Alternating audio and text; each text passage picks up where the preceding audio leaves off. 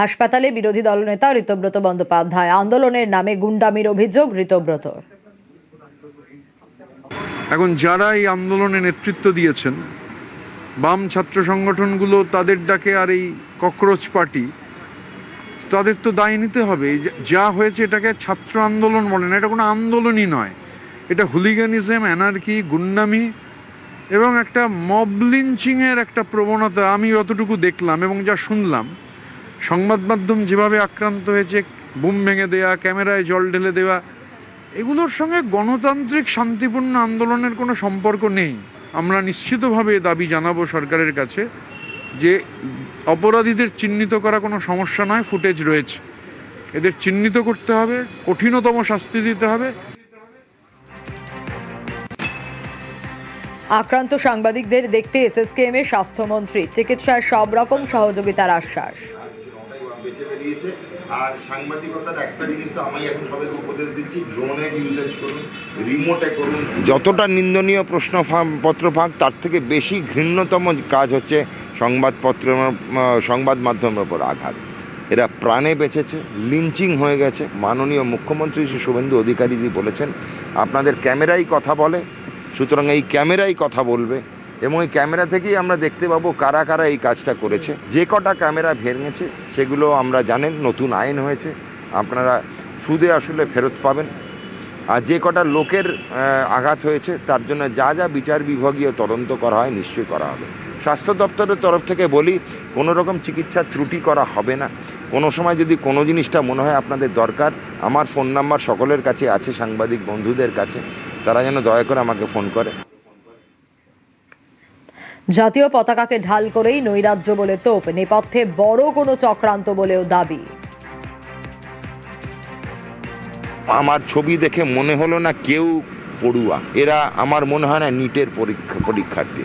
2 নম্বর, চেহারায় বেশবাস দেখে যেটুকু আমাদের খুব প্রিলিমিনারি আন্দাজ, এরা কোনো অন্য কারণে এসছে, আল্টিরিয়ার মোটিভ যাকে বলে। এরা এসেছিল এই লুটপাট করতে। এরা রাষ্ট্রবাদীদের ওপর হামলা এনেছিল, যারা দেশকে ভালোবাসে, এই মাটিকে ভালোবাসে, তাদেরকে এদের আঘাত করার জন্য প্রতিহিংসার একটা রূপ দেখতে পেলাম। তো এই জিনিস নিন্দনীয়, বড় কোনো হাত এদের পেছনে আছে, বিচার বিভাগীয় তদন্ত হবে, যাদের ওপর আঘাত করেছে তাদের ব্যবস্থা এবং বিচার হবে।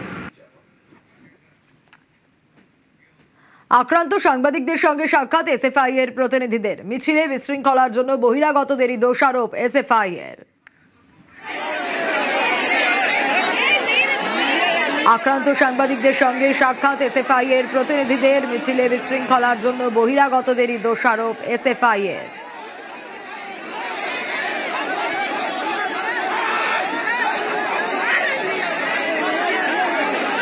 এই বিজেপির গুন্ডা বাহিনী, তারা আমি বলছি আগ্নেয়াস্ত্র নিয়ে মিছিলের মধ্যে ঢুকে পড়ার চেষ্টা করেছিল এবং নানাভাবে প্রভোগ করবার চেষ্টা করে এবং সাংবাদিকদেরকে নিগ্রহ করেছে, সাধারণ মানুষকে নিগ্রহ করেছে, যাতে পুলিশ লাঠিচার্জ করতে পারে, যাতে পুলিশ কাঁদানে গ্যাস ছুটতে পারে। বেশ কিছু সাংবাদিক তারাও আক্রান্ত হয়ে তাদেরকে নানান হাসপাতালে ভর্তি করাতে হয়েছে। আমরা তাদের পাশে আছি এবং ধিক্কার জানাই বিজেপির এই ষড়যন্ত্রকে, যে ছাত্র আন্দোলনকে কালিমালিপ্ত করবার জন্য, যাতে পুলিশ দিয়ে ছাত্র আন্দোলনকে দমন করা যায়, তার জন্য এই অসভ্যতা তারা সংগঠিত করলো বাংলার মাটিতে। গতকাল মিডিয়াকে টার্গেট করে আক্রমণ, ধর্মতলায় আন্দোলনকারীদের একাংশ রীতিমতো তাণ্ডব চালায়।